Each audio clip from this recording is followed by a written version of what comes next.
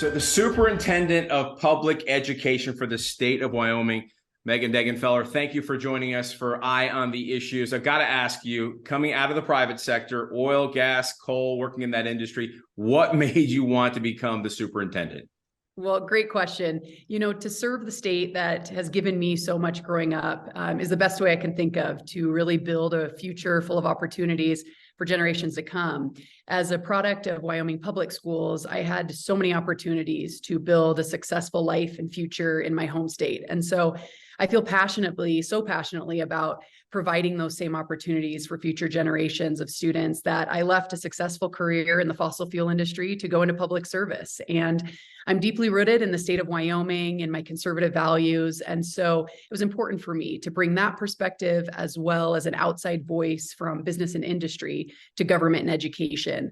I'm also very devout in my Christian Catholic faith. And so that, along with the support of my family, really pushed me to run for this position. And so what are your responsibilities as superintendent of public education? And I guess you're the kind of the same thing as Secretary of Education. Would you call it that for the state of Wyoming?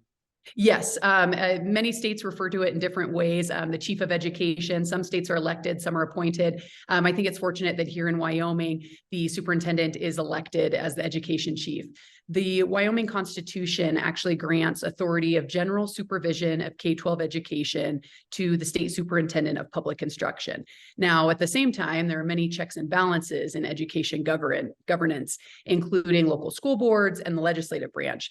My role is being the only official in education that's elected statewide to be a watchdog for our students, families, and classrooms. And that role is also about bridging the gap between education stakeholders across the state.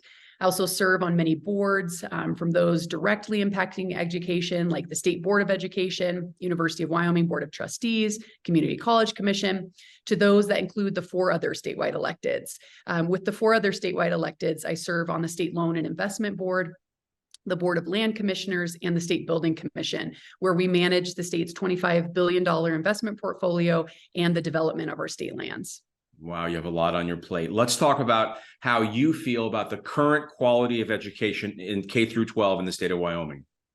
Well, since our founding, Wyoming has prioritized its K-12 education system more so than many other states in the country, and we've done a good job. I'm a proud product of Wyoming's K-12 education system. While we invest significant resources, we do continue to outperform the national average on the National Comparator Exam, which is known as NAEP. But there's always work to do to improve, and we must ensure that we continue to focus on fundamentals and basics. And I believe that we do that through parental empowerment, industry partnership, and reducing bureaucracy. Okay, let's dig down a little bit deeper into what the areas you think need improvement and what you're doing to make that happen. Sure. Well, I come into office really with 3 key priorities. The first is parental empowerment, which to me means increasing transparency in education, providing families as many choices as possible. The second is better preparing students for jobs. Education and government lag too far behind the innovation and speed of our business and industry. We must become more nimble and provide greater career pathways, certification opportunities to our students. And third is getting government out of the classroom, from eliminating political agendas and bias to reducing the bureaucracy that keeps our teachers from focusing on teaching. Other priorities include improved literacy, mental health, retaining and supporting teachers. Let's talk about the financing of education in the state of Wyoming. And let's begin actually with teacher salaries. Where do you all stand from a national standpoint? So the national average for teacher salaries is about $65,000. Wyoming's right in the middle of the pack of about $62,000 to $63,000. Okay. And in respect to amount of money spent per student, how do you stand when it comes to that? Sure. So that actually puts us above the national average. As I mentioned, Wyoming has always really prioritized K-12 education. We spend about $16,500 per student per year, and that's above the national average, which is about $13.5. This puts Wyoming at about eighth highest in the nation for funding per pupil in the country. In respect to this legislative session, which just came to an end, were there any bills that you were supportive of? And if so, how'd they do and what were they? There were, and I was very grateful to be able to collaborate with many legislators on bills this past session. The bill that I really worked to spearhead with a small group of lawmakers was the charter school bill. While it wasn't quite as strong as I would have liked, we were able to achieve a framework for charter schools to expand in the state of Wyoming and for them to be entitled to equitable funding, just like any other public school.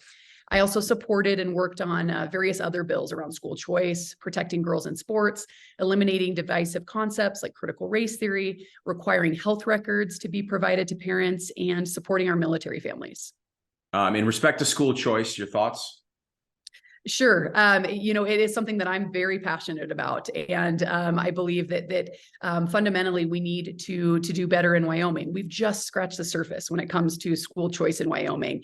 And the key will be in identifying funding mechanisms that don't deplete our public school system and that can really pass the muster of our constitutional requirements. It's all about identifying individual learning styles for students and making sure that our families and kids have as many choices as possible.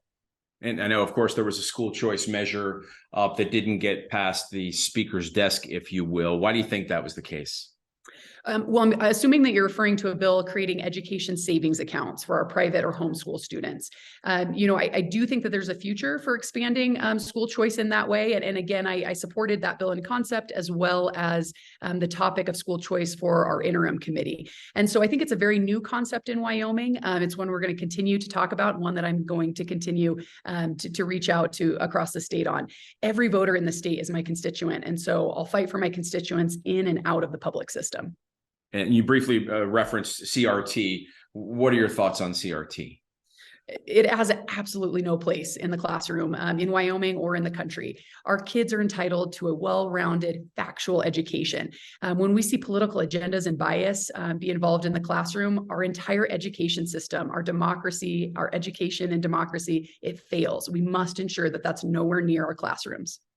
And as you sit in a state like Wyoming, for example, we're more conservative than many cases around the country.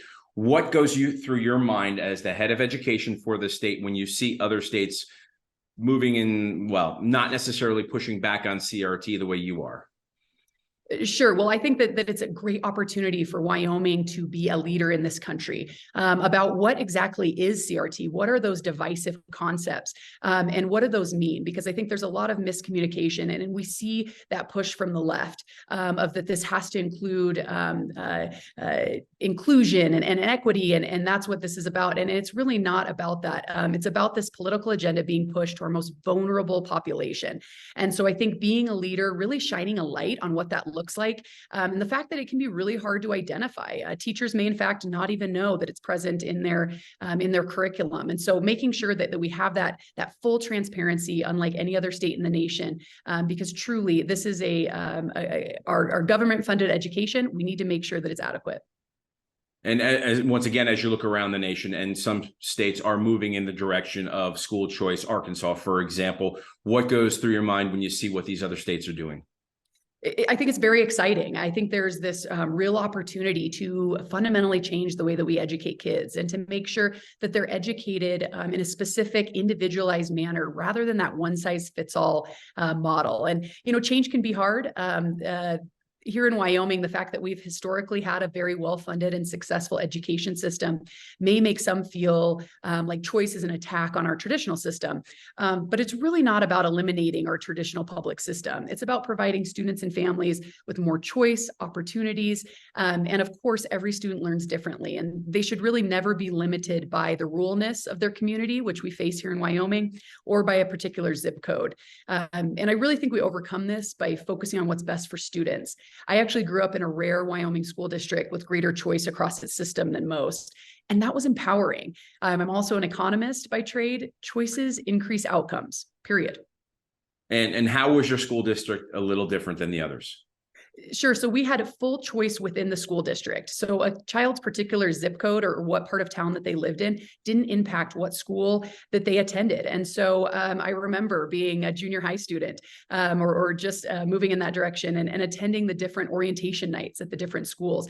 And they would provide the families a list of what they had at that school and what resources were available in their learning styles. And so, as I mentioned, that was really empowering to make the decision of what was best for me and how I best learned. Now, you grew up in a ranching family in Wyoming. Tell us what that was like. Yes, I did. So growing up in a ranching environment really instilled in me, I think, the value of hard work and to value something greater than yourself. My family's actually been ranching in Wyoming for 6 generations now, and that kind of legacy I feel is important. It isn't just a job; it's a duty, a way of life.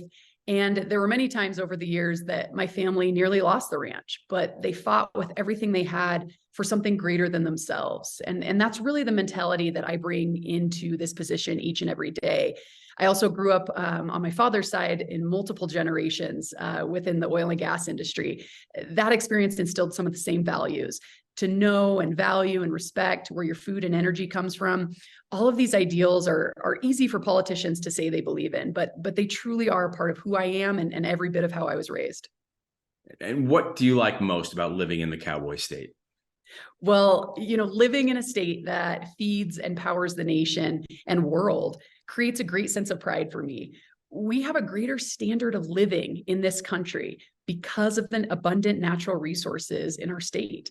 That's incredibly inspiring. So I think that, coupled with the culture that we have here of hard work, individual freedoms, that really makes Wyoming the greatest place in the world to live. I'm also an avid outdoors woman and hunter. And so I love that in the state, you can work in a great paying job during the week. And on your weekends, you can easily access some of the best hunting, fishing, and hiking in the world. I've climbed the Grand Teton, Devil's Tower, shot a 5-point mule deer, and there's just nothing better than living in a place like that. It is an absolutely amazing state. Is there anything you would like that I haven't asked you that you would like to add? Well, I really appreciate the time and opportunity. I'm just so humbled by the Wyoming people for this opportunity to serve the state. I look forward to really bringing my conservative ideals to education and really rethinking how we educate kids like never before. Great. Megan, thank you so much. Thank you.